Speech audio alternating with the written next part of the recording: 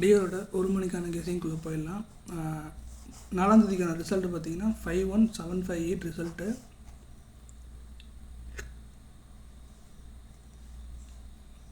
நம்ம கொடுத்த கெஸிங்கில் ஆல் போர்டில் 7 பாஸு, ஏபிசி போர்ட் பாக்ஸில் 048 கொடுத்துருந்தோம். அதில் நமக்கு 8 பாஸ் ஆகிருக்கு. சி போர்ட் பாஸு, ஏ போர்ட் பாஸ் ஆகிருக்கு.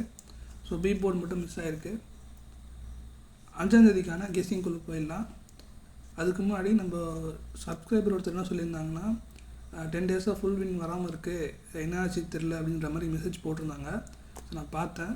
ஸோ ஆக்சுவலாக என்ன பிரச்சனைனா மெத்தட் வந்து கொஞ்சம் சேஞ்சாக வந்துட்டுருக்கு. நம்ம ஒரு நம்பர் கொடுத்தா அது ஆப்போசிட் நம்பராக வந்துட்டுருக்கு. ஸோ அதுக்கேற்ற மாதிரி தான் பிளான் பண்ணி போடணும். இதுக்கப்புறம் இருந்தாலும் நம்ம மெத்தட் நம்ம ரெகுலராக போடுவோம்.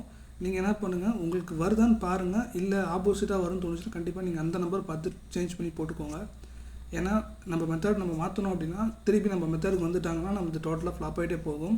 ஸோ அதனால் பார்த்து கொஞ்சம் லிமிட்டாக ப்ளே பண்ணுங்கள் சொல்கிறது. அதுதான் ரீசனாக சொல்கிறது. ஸோ லிமிட்டாகவே ப்ளே பண்ணுங்கள். ஸோ 2 days வெயிட் பண்ணி பாருங்கள். அதுக்கப்புறம் நம்ம மெத்தட் வந்துருச்சுன்னா பிக்கப் ஆகிடுச்சுன்னா அதுக்கப்புறம் நீங்கள் கண்டினியூ போட ஆரம்பிங்க.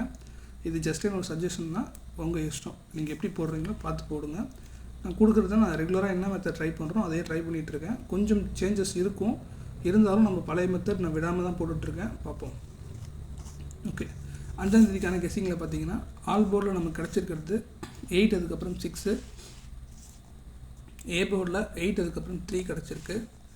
பி போர்டில் 0, அதுக்கப்புறம் 3 கிடச்சிருக்கு. சி போர்டில் 0, அதுக்கப்புறம் 8 கிடச்சிருக்கு.